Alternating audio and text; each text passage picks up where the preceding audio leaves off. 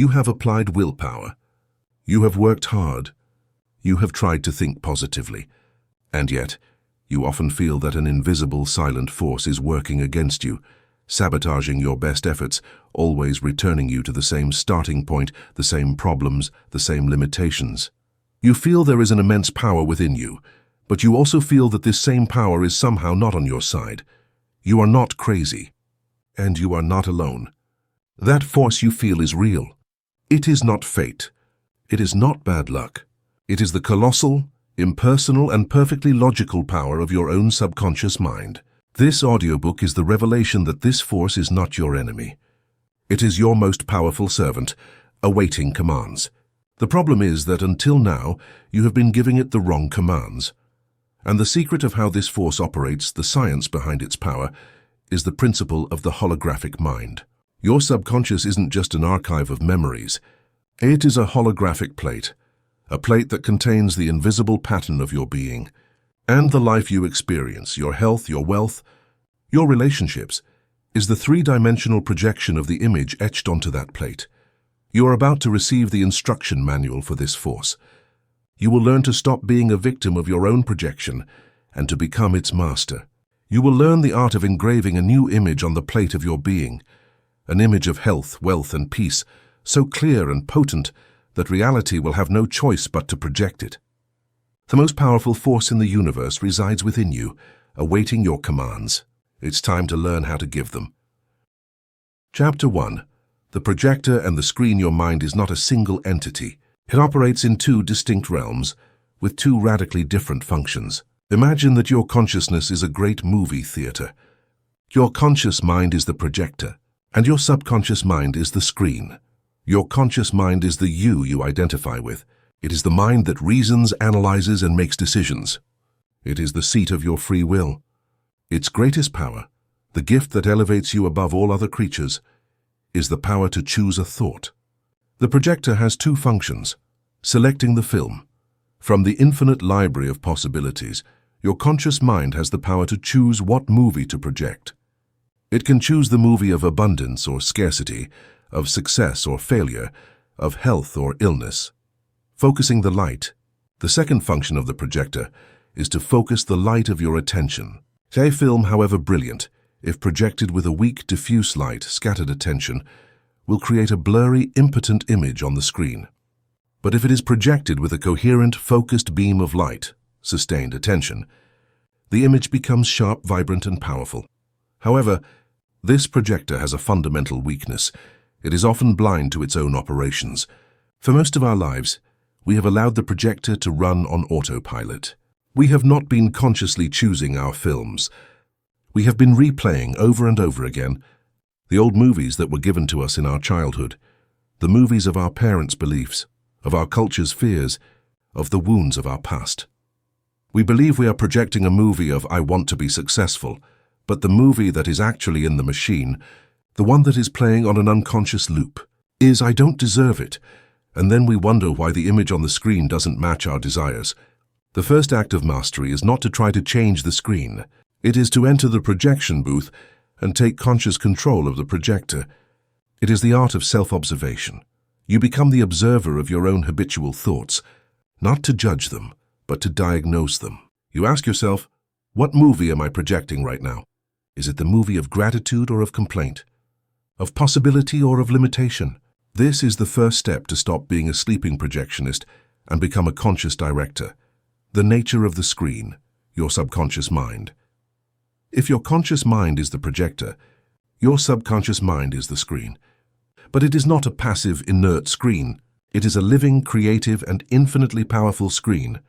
It is your personal connection to the universal mind, to the substance from which everything is made. The subconscious screen has several fundamental characteristics that you must understand. It is impersonal. The screen has no sense of humor, does not judge, does not argue. It doesn't care if the movie you project is a comedy or a tragedy. Its only function is to receive the image and reflect it with perfect fidelity. It is deductive, not inductive. Your conscious mind reasons inductively. It observes facts and reaches a conclusion. The subconscious mind reasons deductively. It accepts the conclusion, The premise, the belief that you give it as a fact, and then it organizes all of reality to fit that premise. If you give it the premise, I am a magnet for miracles, it will not question it. It will simply begin to organize the synchronicities and opportunities that confirm that law. Its language is feeling. The screen does not respond to the logic of your words, but to the vibration of your feeling. A movie projected without color, without emotion, creates a weak image. A movie projected with the vibrant color of an elevated emotion creates a magnetic and irresistible image. Feeling is the signature that seals the command.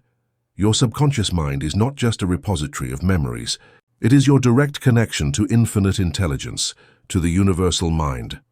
It contains the blueprints of everything that exists. It knows the answer to every question and the solution to every problem. It knows how to heal the body, because it is the intelligence that built it.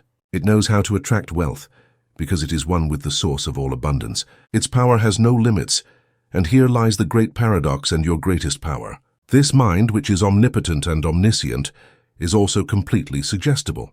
It does not have the capacity to reason or to argue. It accepts as an absolute truth any premise, belief, or image that your conscious mind imprints upon it with conviction. It is like an infinitely fertile land. It doesn't care if you plant thistle seeds or corn seeds. It doesn't argue with you. It simply, with its infinite power, grows whatever you have planted with perfect fidelity. The subconscious is the perfect servant, and you, with your conscious mind, are its master. The problem is that until now you have been an unconscious master, allowing seeds of fear and limitation, planted by others, to grow in your garden. The Projectionist's workshop, the art of impressing the subconscious to become a master projectionist. You don't need to control the screen. You need to learn how to impress it. The art of scientific prayer, as Joseph Murphy called it, is the art of deliberately transferring an idea from your conscious mind to your subconscious mind. This process has three components. The receptive state. For a new movie to be loaded, the old projector, the conscious and critical mind, must be calmed. The subconscious is most receptive when the intellect is at rest. Therefore, the first step of any creative act is to enter a state of deep relaxation, a meditative or drowsy state, where brain waves slow down and the guardian of logic lowers its drawbridge. The clear image. As we have already seen, the screen does not understand abstract words. It understands images. The most direct way to communicate with your subconscious is through a clear, simple, and vivid mental image of your wish already fulfilled. The feeling of reality. Finally, and this is the most important thing, the screen is not impressed by the image itself, but by the feeling that the image evokes. Feeling is the light of the projector. An image without feeling is a slide in the dark. It will never reach the screen. The feeling of the wish fulfilled, gratitude, relief, joy, is the signature that tells your subconscious, this is not a fantasy. It is a command. It is the new reality. Project it. Chapter 2. The Holographic Principle. To begin, let's understand what a physical hologram is. Unlike a normal photograph, where each point in the image corresponds to a single point on the negative, a holographic plate is different.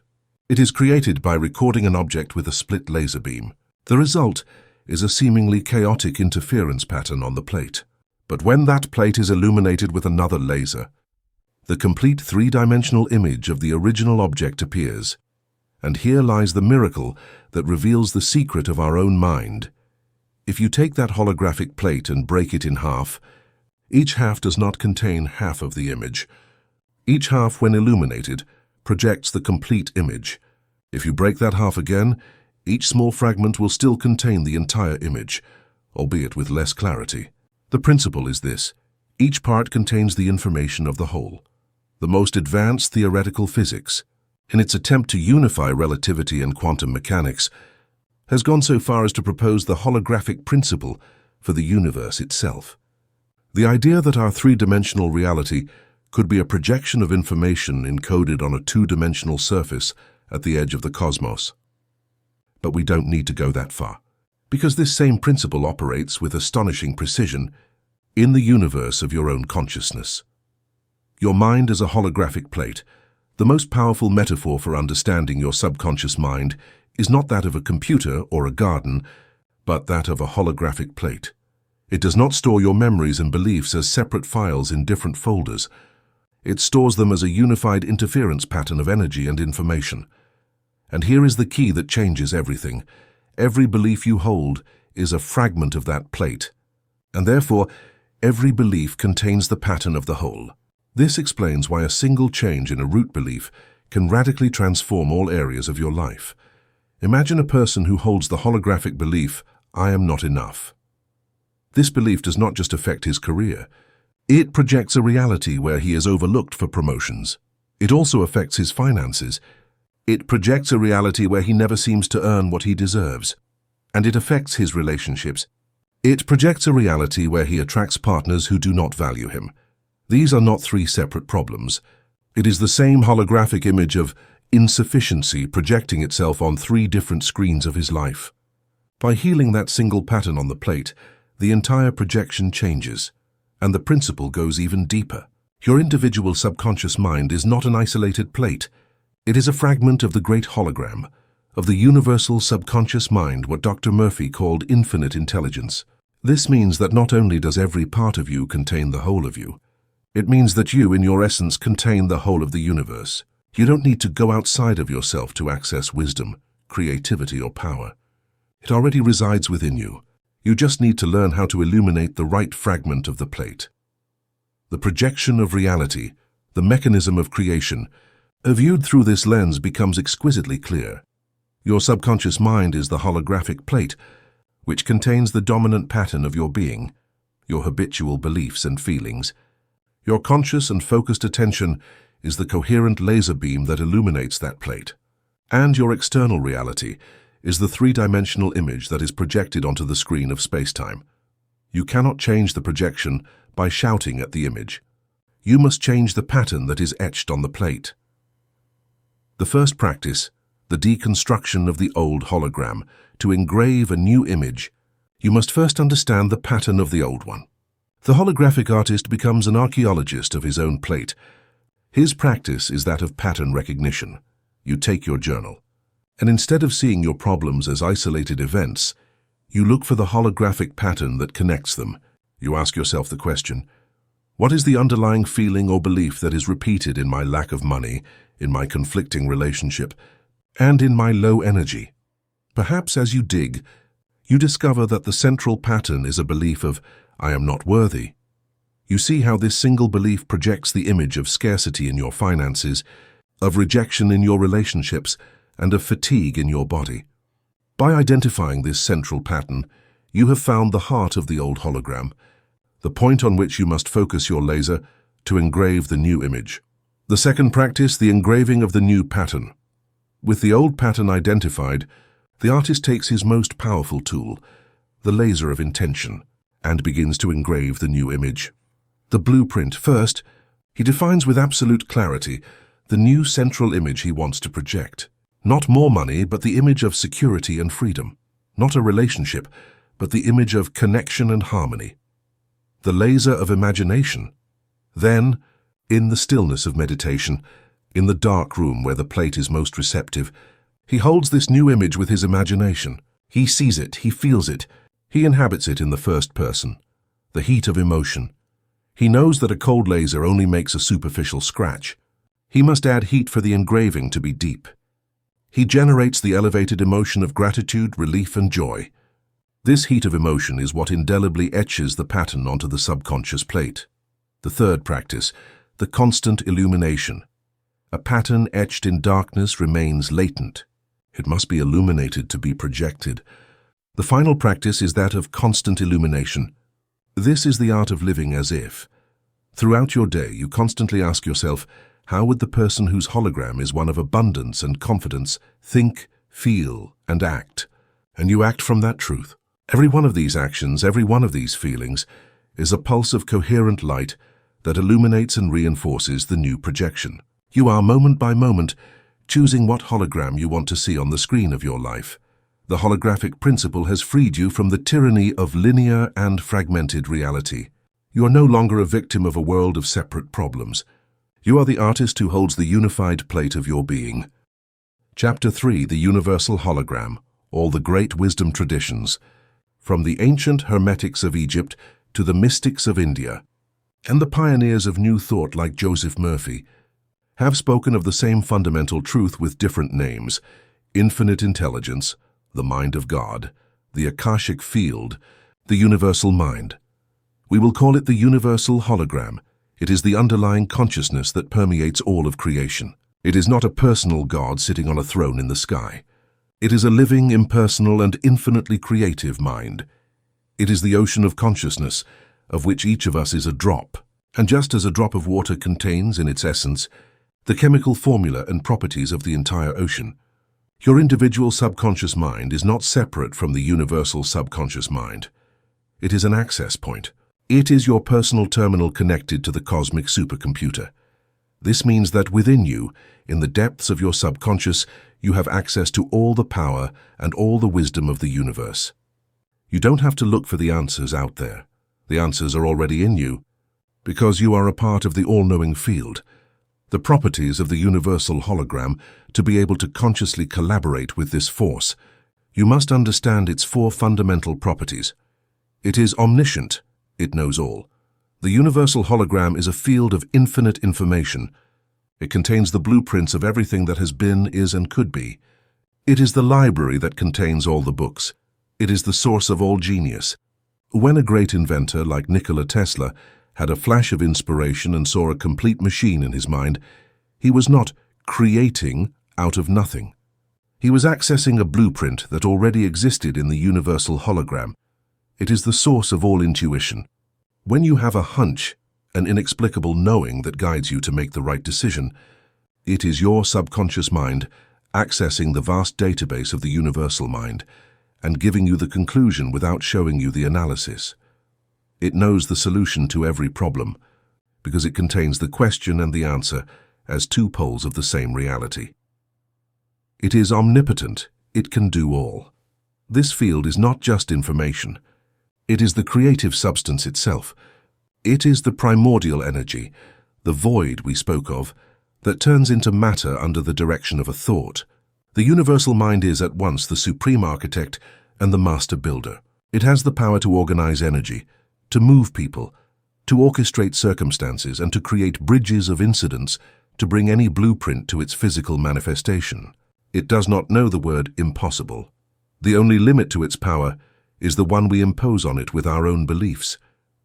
It is omnipresent. It is everywhere.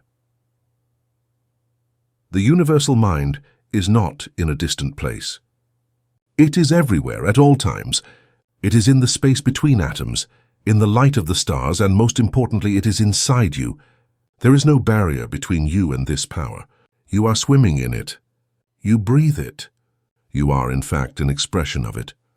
The feeling of separation is the primordial illusion created by the ego. By realizing its omnipresence, you realize that you are never alone and that you are never disconnected from your source of power.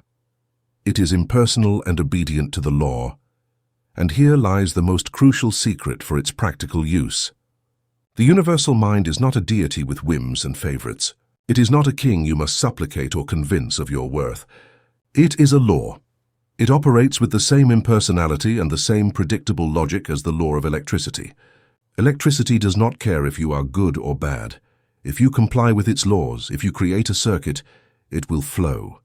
If you don't, it won't. The universal mind operates in the same way. It does not judge your desire. It does not analyze if you deserve it. Its only function is to respond to the law of belief. It responds to the pattern you present to it on your holographic plate. If you present it with a clear, coherent, and feeling-charged pattern of wealth, it must by law project wealth. If you present it with a pattern of illness, it must project illness. It is your most faithful and most powerful servant, and it is waiting at every instant for your commands. The first practice, the art of receptivity. To dialogue with the ocean, you must first silence the noise of your own engine. The fundamental practice for accessing the universal hologram is silent receptivity, meditation as tuning. Meditation in this context is not just for calming down. It is the act of tuning your radio.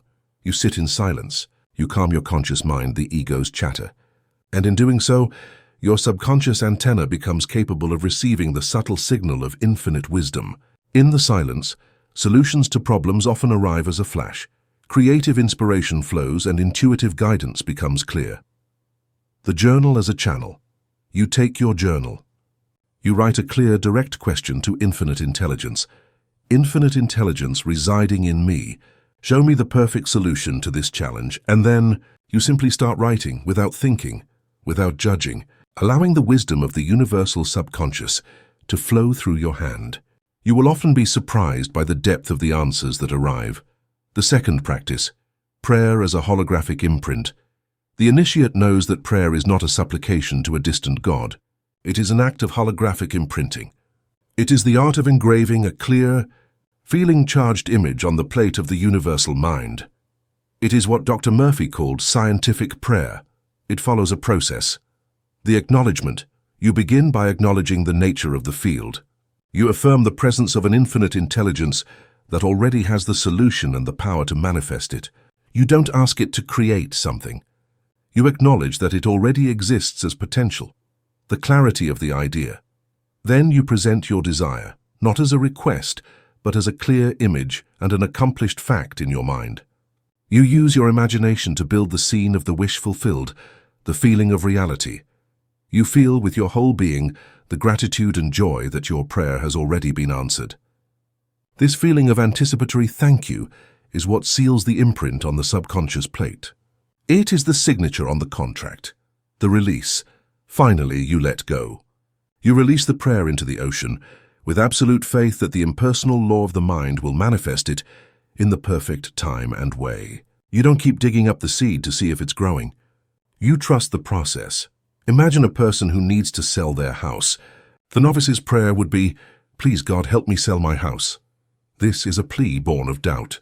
The initiate's scientific prayer would be an inner process.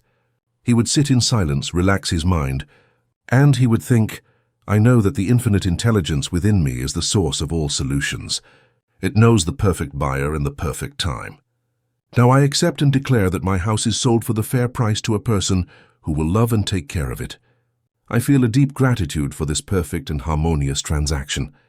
I let it go knowing that it is already done." Do you see the difference? The first is an act of asking. The second is an act of accepting. The universal hologram is no longer an abstract concept. It has become your silent partner, your genie in the bottle, your most faithful servant. You have learned not only to direct your own mind, but to align it with the mind that is all. You have learned the art of dialoguing with God. Chapter 4. The laser of intention. Most of us spend our lives in a state of scattered light. We have desires, the hopes, dreams. These are the most common forms of light, but also the weakest. They are like a low-voltage light bulb, which vaguely illuminates a room, but without the necessary power to change anything. A desire is passive.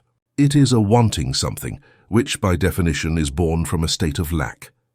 The vibration of desire is that of not having. Hope is an admission of doubt. It is an acknowledgement that the outcome is not in your hands. An intention, on the other hand, is active. It is a force. It is not a wanting. It is a choosing. It is the act of making a deliberate decision and focusing the totality of your mental power on a single, clear outcome. It is the difference between the scattered light of a light bulb and the coherent beam of a laser. And only the laser has the power to engrave on the holographic plate. The anatomy of a laser intention. For an intention to have the power to project a new reality, it must possess 3 fundamental qualities. It must be clear in its goal, focused in its attention, and vivid in its imagination. The clarity of the goal. The first quality of a laser intention is specificity. Vagueness is the enemy of power. The subconscious mind, the servant that operates the hologram, is a literal mechanism. It cannot execute imprecise commands. I want to be happy is not an intention. It is an abstraction. I want to have more money is not an intention. It is a vague desire. A clear intention is a detailed blueprint. Instead of "I want to be happy," the intention is, "I choose to experience a deep sense of peace and purpose in my work as a profession, feeling a joyful connection with my family." Instead of "I want more money," the intention is, "I accept and declare an income of specific amount per month, which flows to me through my valuable service to the world." Crucially, the intention focuses on the what, on the final outcome, not on the how. The elite projectionist does not obsess over the mechanics of manifestation. He knows that his job is to define the destination with impeccable clarity.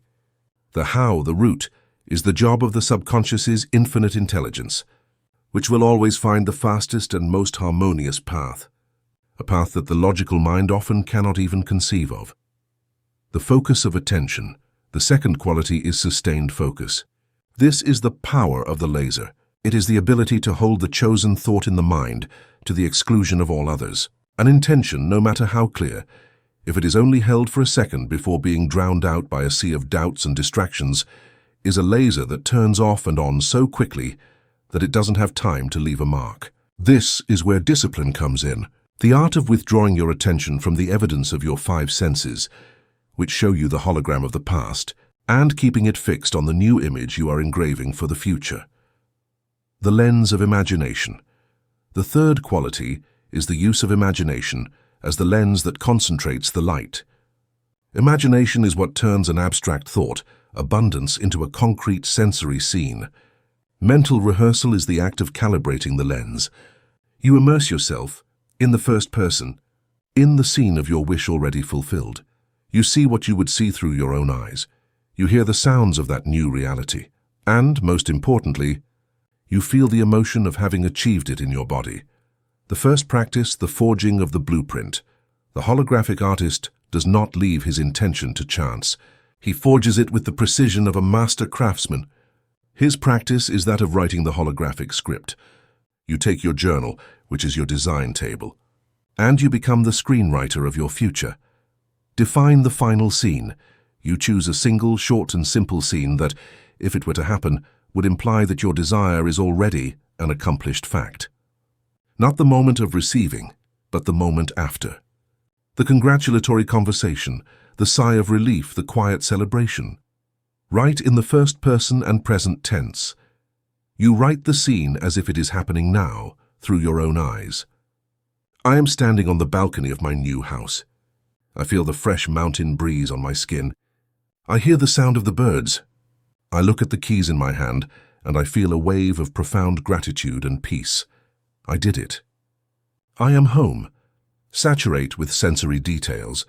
The more sensory details, the more real the blueprint will be for your subconscious. What does the air smell like? What textures do you feel? What colors do you see? The second practice, the laser ritual. With the blueprint defined, the artist prepares for the act of engraving. He knows that the most powerful moment to engrave on the holographic plate is the portal between waking and sleeping, the drowsy state. His practice is the nightly laser ritual, the entrance to the darkroom. The artist lies down, relaxes his body and mind. He enters the darkroom of the drowsy state, where the subconscious plate is most receptive and the guardian of the critical mind is asleep. The activation of the laser. Then, he brings the scene he has scripted to the screen of his consciousness. He lives it. He doesn't watch it like a movie. He experiences it from within. The laser of his intention, the totality of his attention, focuses on this single possibility to the exclusion of all others. Sustained engraving, he repeats this brief scene over and over like a sensory mantra. With each repetition, the laser becomes more intense, engraving the pattern more deeply on the subconscious plate. He doesn't do it with effort, but with a focused passivity. Like a lullaby, he whispers to himself until the feeling of reality floods him and he falls asleep inside the scene of his wish fulfilled. The third practice. The daytime illumination. The artist knows that the nightly engraving must be illuminated and reinforced during the day. His practice is that of conscious alignment. This is the art of the mental diet. Throughout his day, he refuses to allow the laser of his attention to wander toward contradictory realities presented by his senses. When a thought of doubt or fear appears, he acknowledges it as an echo of the old hologram, and with a sovereign calm, he withdraws his attention from it and redirects the light of his mind back to his chosen blueprint, often reconnecting for an instant with the feeling of his wish fulfilled. Each of these acts of refocusing is a declaration of loyalty to his new creation. The laser of intention is no longer a concept. It is your tool.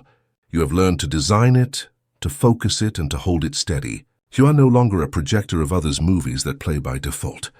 You are the director who, with the coherent light of his own mind, chooses the masterpiece he wishes to project onto the screen of the world. Chapter 5. The heat of emotion. Our culture has taught us to revere cold, logical thought.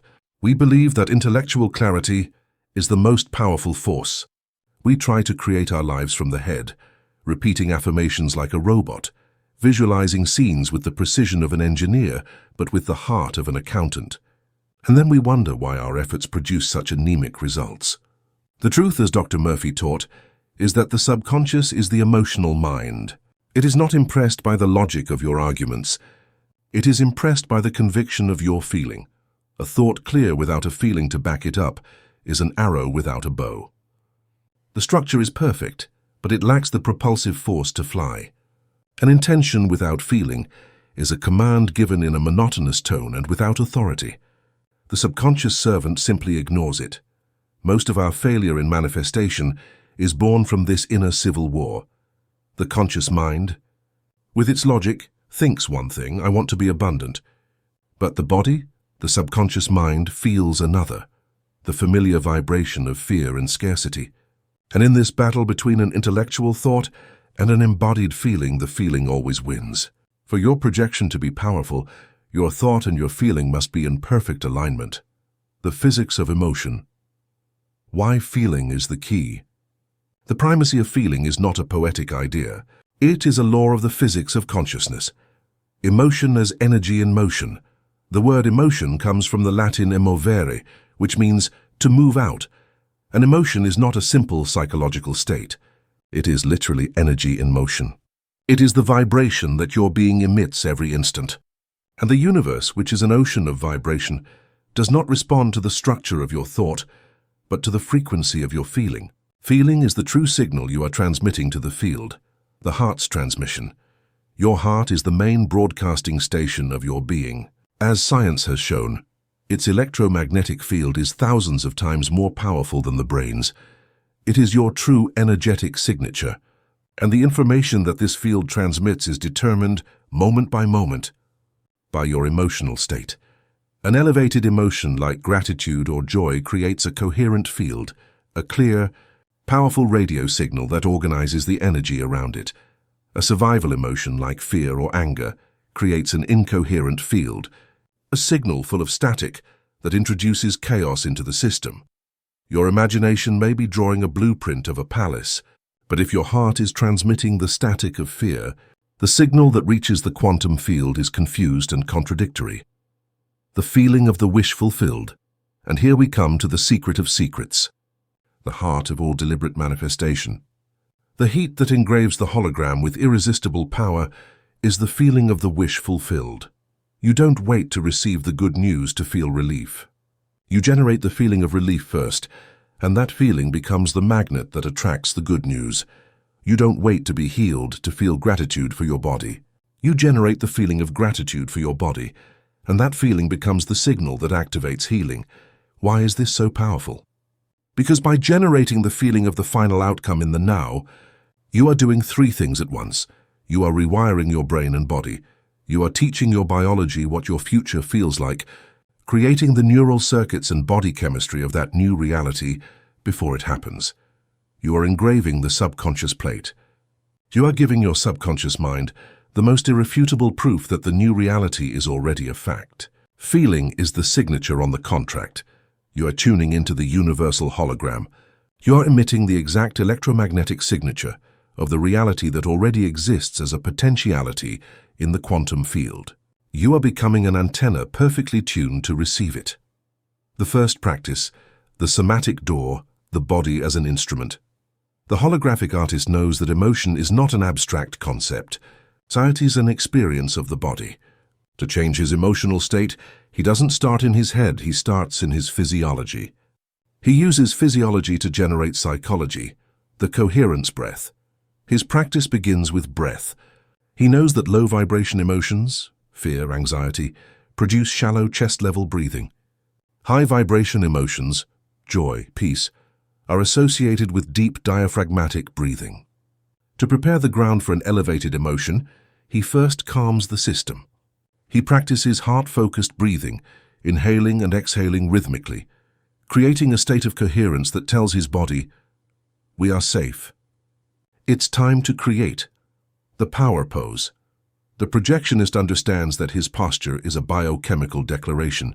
He consciously adopts the physiology of his successful, future self. He straightens his back, relaxes his shoulders, opens his chest, and slightly lifts his chin. He holds this posture for 2 minutes. This is not an act of arrogance, but of neurological reprogramming. He is ordering his body to produce the chemistry of confidence and power. The second practice, the resonance chamber of memory. The projectionist understands that his past is not a sentence, but a library of emotional frequencies he can access at will. To color his vision of the future, he often borrows the most vibrant colors from his past. This is the practice of emotional memory. In the stillness of his meditation, he chooses the exact emotion he needs to impregnate his vision. Let's say it's the feeling of triumph and achievement. He then becomes an archaeologist of his own life. He scans his memory for a moment, however small, in which he felt that emotion purely and potently.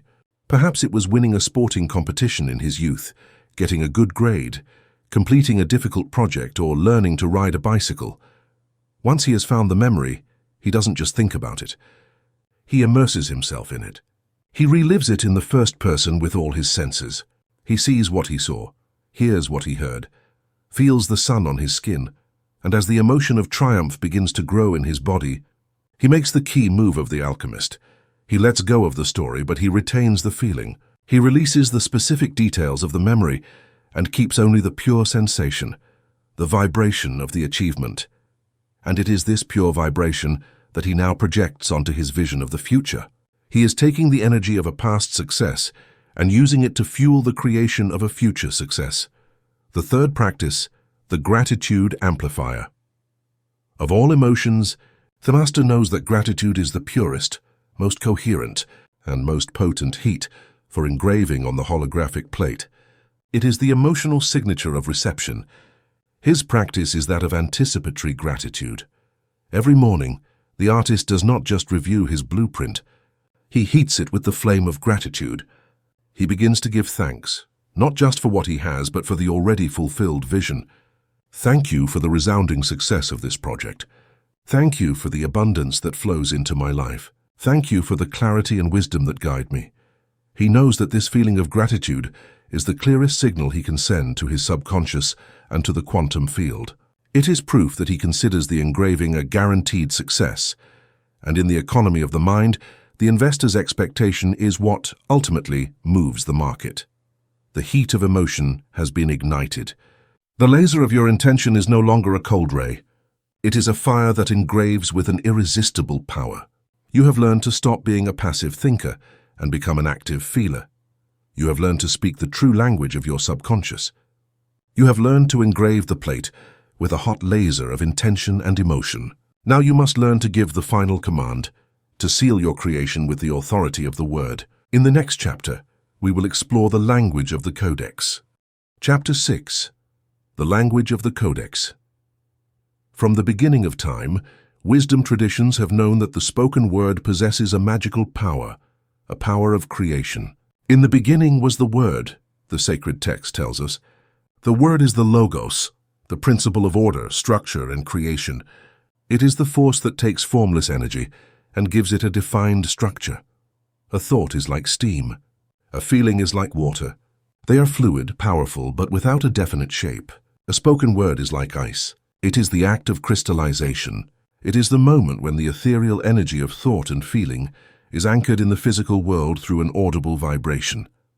An affirmation or a decree is not a simple positive phrase. It is the act of coding your intention. It is translating the holographic blueprint of your imagination into a programming language that your subconscious mind can read and execute without error. The mechanics of the code. Why the word seals creation. The power of the spoken word is not a superstition. It is a law of the mind and of physics. It operates through 3 precise mechanisms. Neurological reinforcement, When you simply think an affirmation, you activate a neural network. But when you speak it, you create a multi-sensory feedback loop that multiplies the impact. Your brain must coordinate the speech center, Broca's area, the motor cortex, to move your lips and tongue, and crucially the auditory cortex, which listens to your own voice. This act of listening to yourself is of immense importance. Your own voice is the voice of greatest authority for your subconscious mind. When it hears you declare a new truth with conviction, it does not perceive it as a suggestion. It perceives it as a direct command from the commander. You are literally hypnotizing yourself, rewiring your neural circuits with a force and speed much greater than with simple thought. The vibrational impact. Every word you utter is a sound, and every sound is a vibration. As cymatics experiments show, sound has the power to organize matter, to create geometric patterns in sand or water. In the same way, your voice is creating a vibrational pattern in the quantum field. Words of doubt and fear emit a chaotic frequency that introduces noise into your hologram. Words of faith and certainty emit a coherent and harmonious frequency that clarifies and enhances your projection. Your voice is a tuning instrument, subconscious programming. And here we come to the core of the power as taught by Dr. Murphy. Your subconscious mind is a literal and obedient servant. It does not reason. It does not argue. It simply accepts as a command the premise that your conscious mind gives it. And the clearest and most direct way to give that premise is through a spoken, simple and repeated declaration. Every time you declare your new reality, you are installing a line of code into your operating system. And with enough repetition, that new code becomes the default program. The I am, the master command of the code. In the mind's programming language, a master command exists. A root code that not only modifies a part of the program, but changes the very identity of the programmer. They are the two most powerful words in the universe. I am. When you say I am, you are not describing what you are. You are declaring what you choose to be. You are invoking the creative power of infinite intelligence and directing it. Anything you link to I am becomes a direct command to your subconscious about your identity.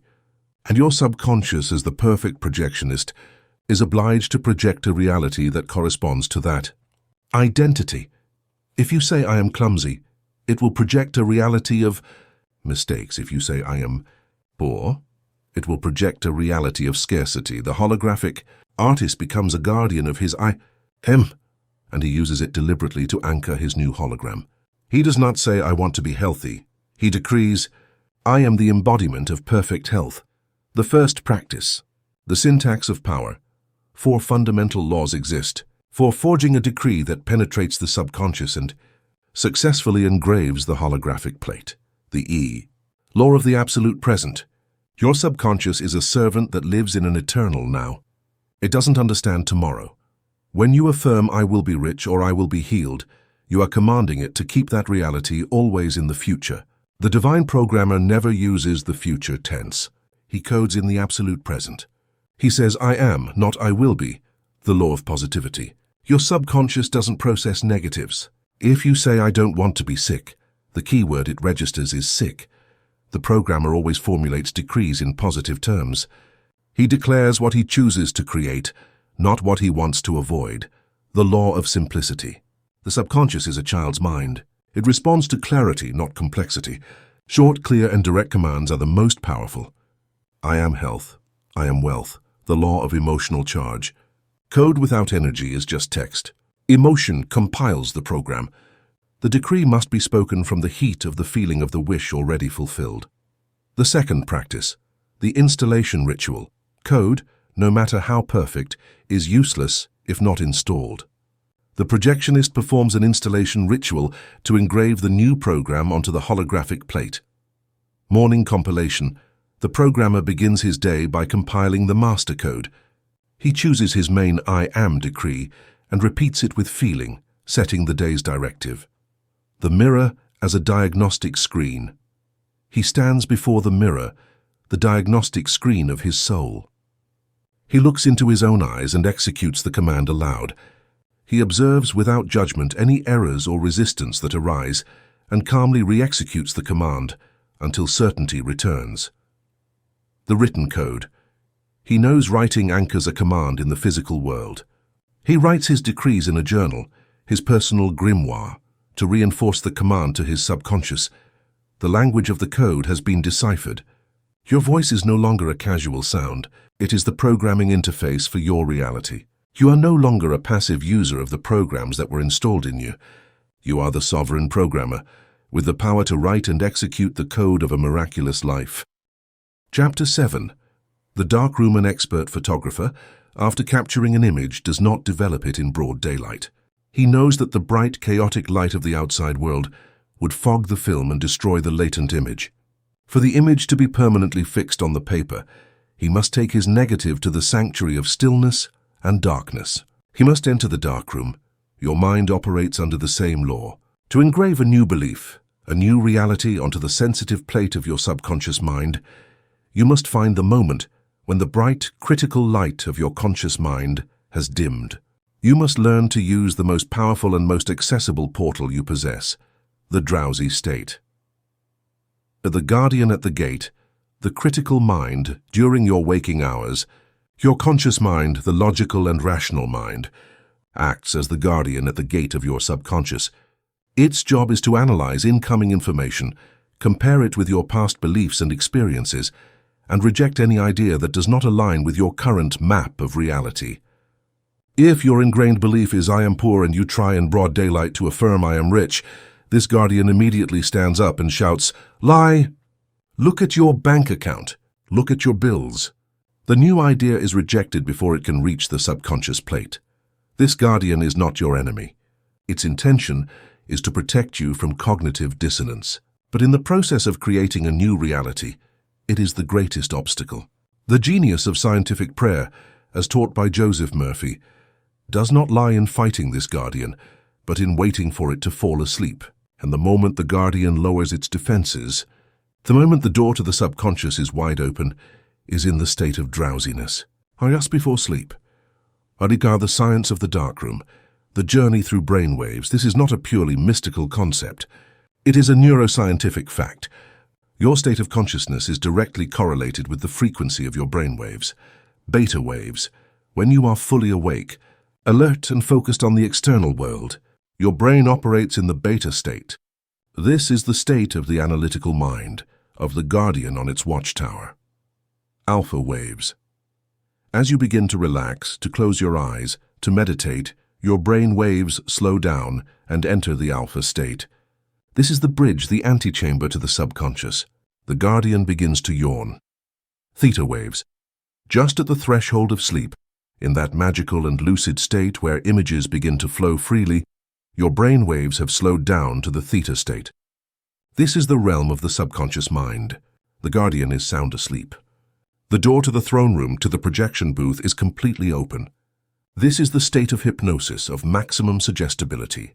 It is here that a new seed, a new image, can be planted directly in the fertile soil of the subconscious, without any resistance from the critical mind.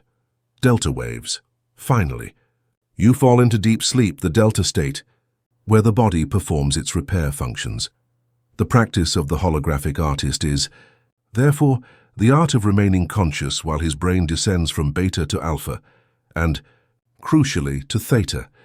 He learns to ride the wave of drowsiness, to stay awake enough to hold his intention, but relaxed enough for the guardian to fall asleep. This state, known as the hypnagogic state, is the perfect darkroom. It is the moment when the veil between the worlds is thinnest. It is the developing fluid in which you immerse your negative for the image to be fixed. A single image, a single sensation imprinted on your subconscious in this receptive theta state, has more power than 1,000 affirmations repeated in the beta state of resistance. The first practice, the forging of the holographic seed. The artist does not enter the darkroom with a confused blueprint. He prepares beforehand his holographic seed. He knows that the subconscious in the drowsy state does not respond to long, complex movies. It responds to a short, simple, and feeling-charged scene that implies the wish is already an accomplished fact. Brevity is power. The scene must be a mental loop that lasts only a few seconds. Implication is key. The scene should not be of the desire itself, but one that logically follows it. This is crucial. If you want to be healthy, don't visualize yourself in a hospital. Visualize yourself doing something you would do if you were already healthy.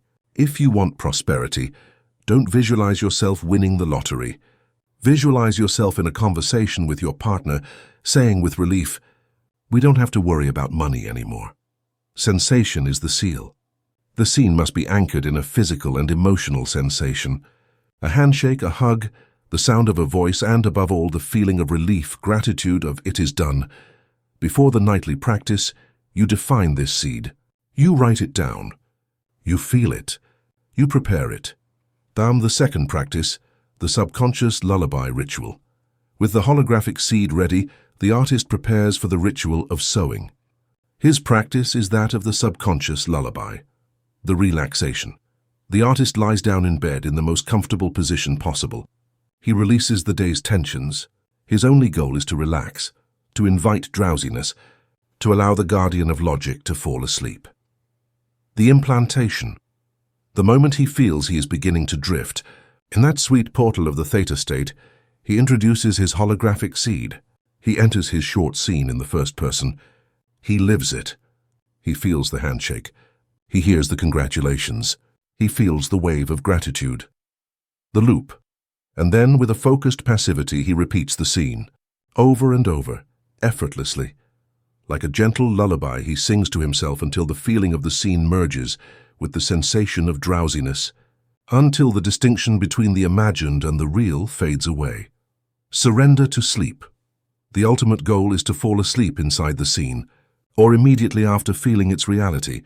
It is the act of taking your new reality with you into the vast ocean of the subconscious. In doing so, you are handing your most powerful servant the finalized blueprint and the command to build it during the next 8 hours.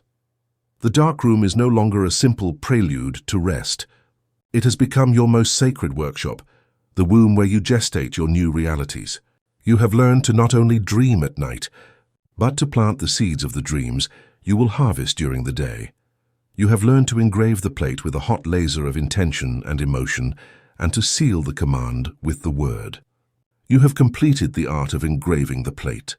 Now, in the final part of our manual, we will explore how to live as the master projectionist. In the next chapter, we will learn to project abundance. Chapter 8. Projecting abundance. Before we can project a new image, we must first understand with brutal honesty the film we have been projecting by default. Most of us have not been projecting abundance. We have been projecting with perfect fidelity its opposite. Money in its multiple forms, bills, numbers on a screen, property titles, stocks, is not a thing that is acquired. It is a symbol. It is a shadow, a reflection on the three-dimensional screen of reality. The true substance, the holographic plate, is your consciousness. Chasing money in the external world without changing your inner consciousness is like trying to change an image on a movie screen by painting over it. It is a futile and exhausting act. The master projectionist ignores the screen and goes to the projection booth. He knows that if he changes the plate, the image will inevitably change. The problem is that most of us have been projecting, since our childhood, a hologram of scarcity. It is a complex interference pattern engraved in our subconscious and composed of 3 fundamental distortions. The 3 fundamental distortions: the belief in lack, the finite pie pattern. This is the fundamental distortion. It is the belief that we live in a zero-sum universe, as if wealth were a fixed-size pie. If someone takes a big slice, inevitably there is less for you. This holographic pattern projects a reality of competition. It forces us to see others as rivals. It generates envy at the success of others, because every victory of another is perceived as a loss of our own. It leads us to hoard and cling to the little we have for fear that it will run out. A person living under the dominance of this pattern may consciously desire wealth, but their subconscious energy is one of contraction and fear, and this energy, projected onto the screen of the world, manifests as lost opportunities, failed negotiations, and a constant feeling of struggle. 2. The feeling of unworthiness, the rejection filter. The second distortion is emotional. It is the subconscious feeling that I don't deserve it. It is the personal poison that tells us we are not good, smart, or lucky enough to be truly prosperous. This feeling acts as a filter in the projector. Even if the universe tries to send you a hologram of abundance, this filter distorts or rejects it. It is the root cause of self-sabotage. It's as if you have a prosperity thermostat set at a low level.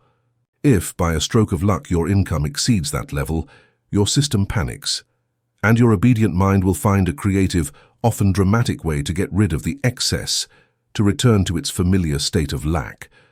The feeling of unworthiness makes you feel guilty for receiving, uncomfortable with success, and leads you to reject the opportunities the universe presents. 3. The glorification of struggle, the sacrifice code. The third distortion is a belief deeply ingrained in our work ethic, the idea that wealth must be earned with the sweat of your brow. It is the code that says prosperity is intrinsically linked to sacrifice and pain. This holographic pattern makes us distrust everything that comes easily. If an opportunity seems too good to be true, we sabotage it. If we find a path that brings us joy and prosperity at the same time, we feel a subtle guilt, as if we were cheating, as if it were not real work. The sacrifice code keeps us trapped in the industrial equation of time for money. It makes us value effort over results and blinds us to the universe's more elegant truth. That creation, at its highest level, is not an act of force, but of flow and alignment. The first practice, erasing the old plate. The holographic artist does not try to engrave a new image onto a plate that is dirty and scratched by old beliefs. First, he cleans it. His practice is that of belief dissolution. You take one of the scarcity beliefs you have identified, and in a meditative state, you place it in front of you. You observe it not as a truth, but as an obsolete program. You thank it for its old attempt to protect you. And then, with the authority of your consciousness, you declare, "This program has expired. It no longer serves me. In my reality, this law no longer has power. I dissolve it now." You visualize the belief dissolving into light, erasing itself from the plate. The second practice, engraving the hologram of wealth. With the plate clean, the projectionist begins the art of new engraving. This is the central ritual of projecting abundance. The blueprint. First, you define with absolute clarity the scene that represents your abundance. It is not a pile of money, it is a scene that implies freedom and security. Perhaps it is the scene of looking at your online bank account and feeling a deep calm, seeing a number that represents total freedom. Or perhaps it is the act of buying a gift for a loved one, without looking at the price, feeling the joy of generosity. Choose the short, first-person, final outcome scene that resonates most with you. The engraving. Then, in the darkroom of the drowsy state, you begin the recording. Relax your body. Enter the receptive theta state. Activate the laser, bring your scene to mind, live it, feel it. Add the heat. Generate the elevated emotion of relief and gratitude. Feel the immense relief that all your needs are covered forever. Feel the deep gratitude that abundance is already yours. This heat is what engraves the pattern deeply onto the subconscious plate. Repeat the engraving. Repeat the scene and the feeling, like a lullaby, until you fall asleep in the state of wealth. The third practice, the constant illumination. A pattern engraved in darkness remains latent. It must be illuminated to be projected. The final practice is that of constant illumination during the day. This is the art of living as if. Throughout your day, you constantly ask yourself, how would the person whose hologram is one of abundance and confidence think, feel, and act? When paying a bill, you don't pay it with the energy of loss. You pay it with gratitude, blessing the money and knowing that more is on the way. When you see someone else's success, you don't feel envy. You feel inspiration, knowing that it is a reflection of the same abundance that is available to you. You make decisions, not out of fear of scarcity, but out of confidence in your unlimited flow. Each of these actions and feelings is a pulse of coherent light that illuminates and reinforces the new projection. The hologram of scarcity has been erased. In its place, you have engraved with the laser of your intention and the heat of your emotion the magnificent, brilliant hologram of abundance. You are no longer a seeker of wealth. You are the projector of it. Your consciousness, now engraved, with the pattern of prosperity, cannot help but project a world that corresponds to its own magnificent image. You have learned to project abundance onto the material plane. Now we must direct our projector to one of the most sacred areas of human experience. In the next chapter, we will learn to project healing. Chapter 9. Projecting Healing.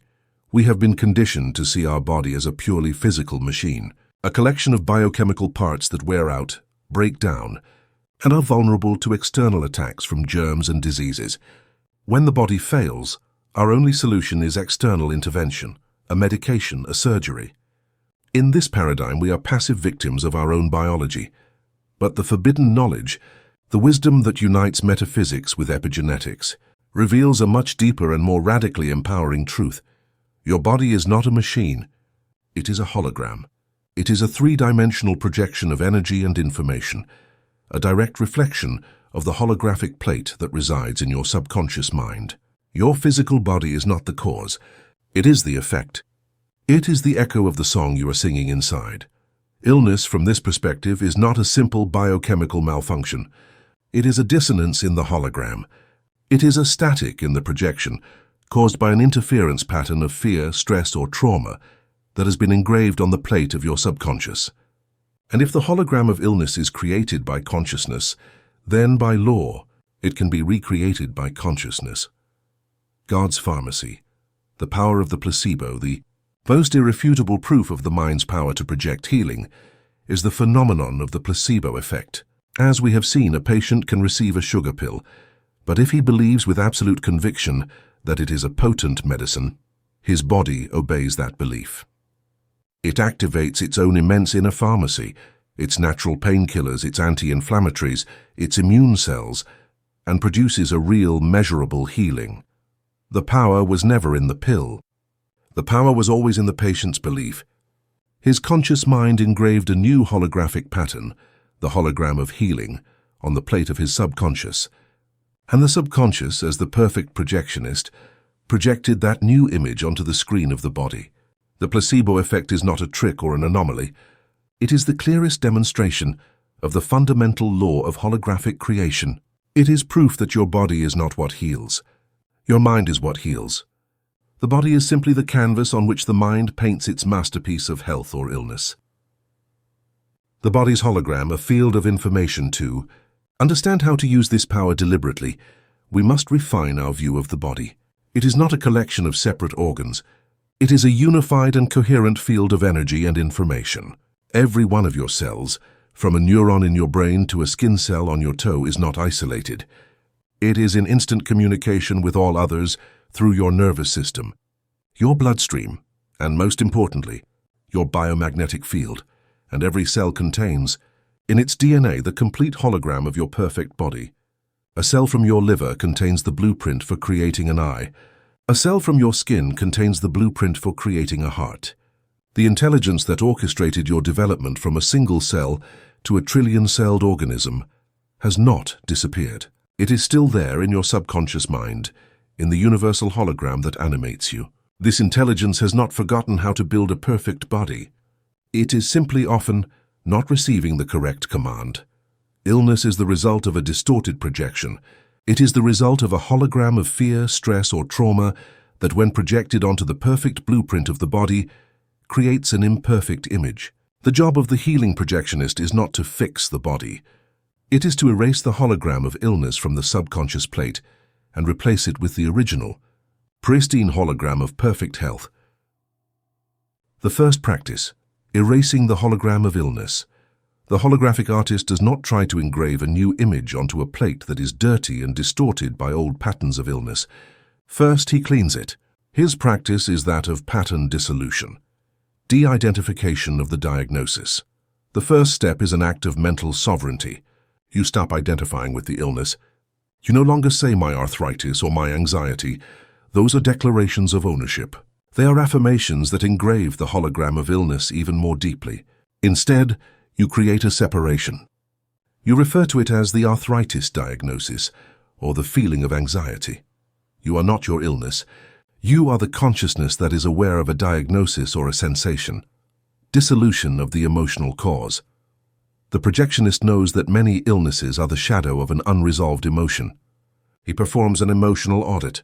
He asks himself, what resentment, what guilt, what fear am I holding in my body? And then he uses the fire of forgiveness, which we have already explored, to dissolve that trapped energy, thus cleaning the static from the holographic plate. The second practice, engraving the hologram of wholeness. With the plate clean, the projectionist begins the art of new engraving. He does not focus on fighting the illness, but on remembering health. His practice is a creation ritual, often performed in the darkroom of the drowsy state. Connection to the original blueprint. The artist does not have to invent an image of health. He accesses the original blueprint. In his meditation, he connects with the infinite, intelligence that resides in his subconscious, the same intelligence that knows how to grow a fingernail or heal a wound, and asks it to show him the hologram of his body in its original state of perfection. The laser of imagination. He holds this image of his vibrant, youthful, flexible body filled with vitality. He lives it from within. He feels his lungs breathing with ease, his heart beating with strength, his energy flowing without obstruction. The heat of emotion. And here comes the most important step. He generates the elevated emotion of gratitude and awe for the miracle of his perfect body. He gives thanks to every organ for its tireless work. He gives thanks to every cell for its innate intelligence. He feels a deep love for the vehicle that allows him to experience life. This heat of feeling is what engraves the pattern of health deeply onto the subconscious plate. He falls asleep in this state, taking the hologram of wholeness with him to the nightly workshop of creation. The hologram of illness has been erased. In its place you have engraved, with the laser of your intention and the heat of your gratitude, the magnificent, brilliant hologram of perfect health. You are no longer the victim of your biology. You are the projectionist of it. Your body is not a sentence. It is your work of art, always responding to the image you hold in your consciousness. Chapter 10. The Master Projectionist. Now we come to the culmination of the journey, to the moment of final integration, to the instant when the artist puts down his tools, not because the work is finished, but because he himself has become the work of art. Welcome to the state of the Master Projectionist.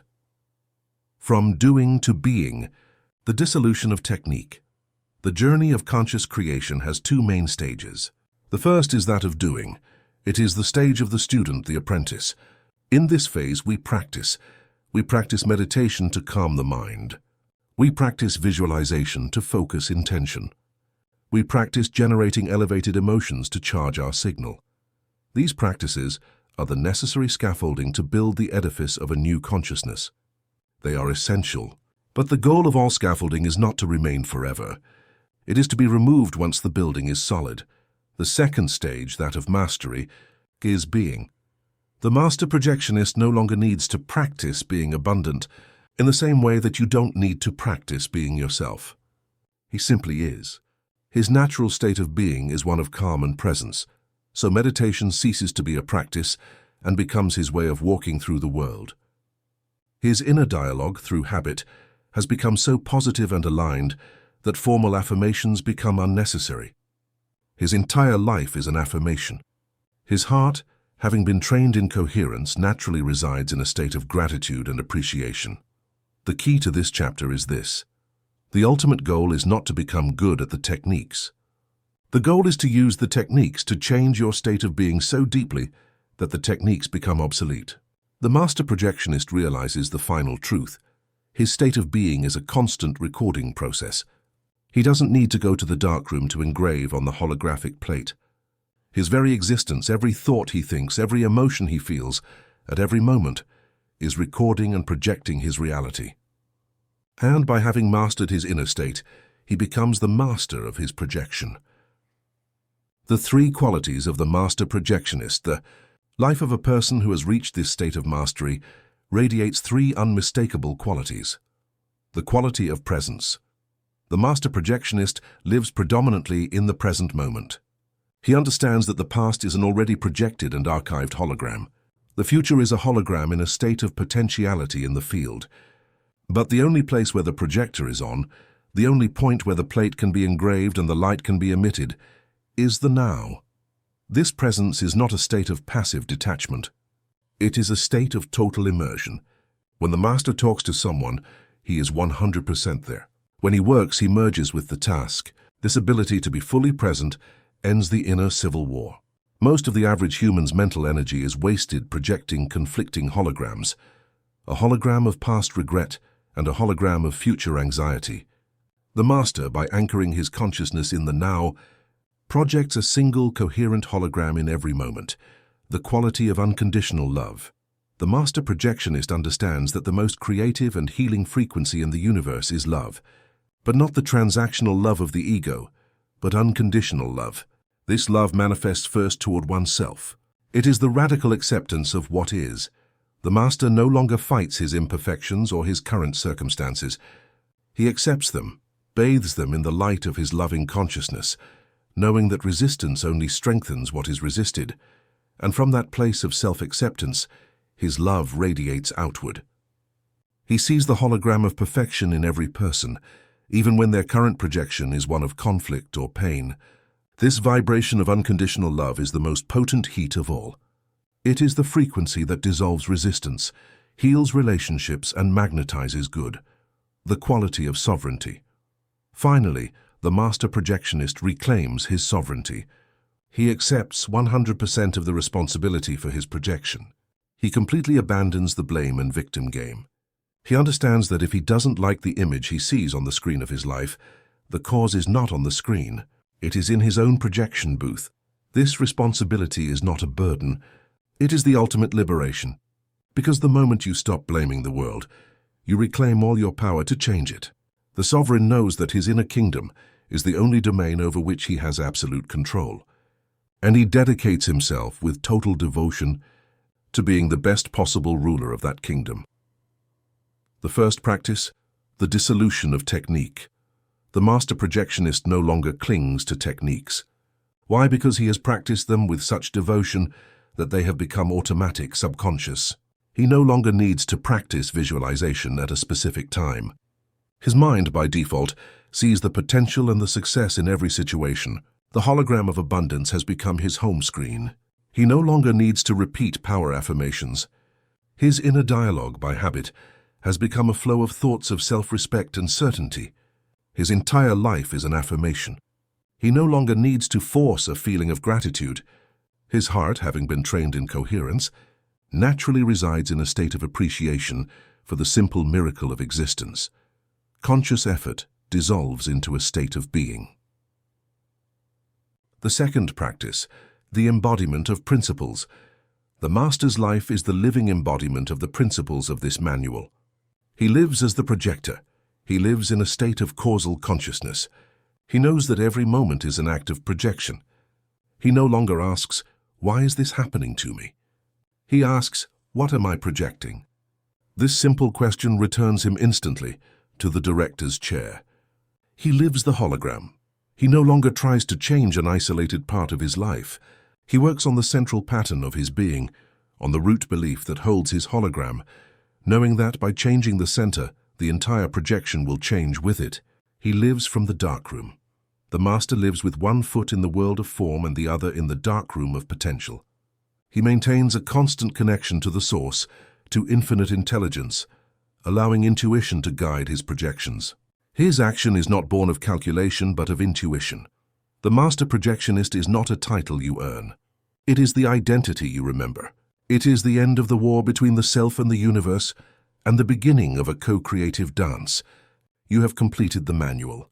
You have learned to stop being an image on the wall and to become the light that projects it. Now only one thing remains: to take this new identity, this new sovereignty, and walk through the world, not as someone who has learned a secret, but as someone who is the secret. In the conclusion, we will turn off the projector of learning, because you will have become the awakened projector.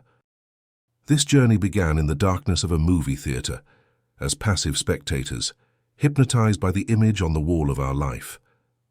We believed we were the movie, without realizing that in reality we were the projector, and throughout this manual we have undertaken a revolution. We disassembled the machinery of creation, understanding the dynamic between the conscious projector and the subconscious screen.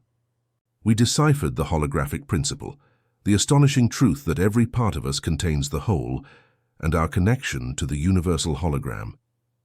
Then, we entered the artist's workshop. We forged the laser of intention to give clarity to our vision. We learned to ignite the heat of emotion to give it magnetic power, and we mastered the language of the code, using the verb to seal our decrees. We discovered the sanctuary of the Darkroom, the portal of the drowsy state, to engrave the plate of a new reality. Finally, we brought this mastery to the world. We learned to project abundance, to project healing, and to walk through life not as a spectator, but as the master projectionist. Now, we close the pages of this manual, and in the silence that follows, the final truth is revealed. The secret that is unveiled at the end of the initiation. The purpose of this journey was never to teach you how to be a better projectionist. The purpose was for you to realize that you don't just direct the light. You are the light. Consciousness, your I am, is the source from which all projection emanates. The techniques you have learned, visualization, affirmation, meditation, are the tools that light uses to focus and give shape to itself. But the power was never in the tool. It was always in the hand that holds it. The master projectionist no longer gets up in the morning to practice the creation of his day. He realizes that his own state of being, his own vibration, is an act of constant creation. His practice is no longer a technique he performs for 15 minutes. His practice is life itself. Every thought he holds, every feeling he embodies at every moment is the movie he is projecting. The game is no longer about manifesting things to be happy. The game becomes about cultivating a state of being so whole, so coherent, and so full of love that external manifestations, wealth, health, relationships, become the natural and inevitable echo of the symphony that already resonates within you. Your journey of learning has ended. Your life as an awakened projector begins now. Your practice from this moment on is no longer a technique but a question you ask yourself in every sacred instant. What reality do I choose to illuminate with the light of my being in this moment? It is the choice between illuminating the hologram of the past through memory and reaction, or illuminating the hologram of your chosen future through presence and assumption. Your life is no longer a movie that happens to you. It is the masterpiece you choose to project, frame by frame, with the light of your own magnificent consciousness. If this manual for the reality projectionist has illuminated your path and has awakened the master within you, we invite you to continue this exploration. Subscribe to our channel, Path of Knowledge, for more wisdom that empowers.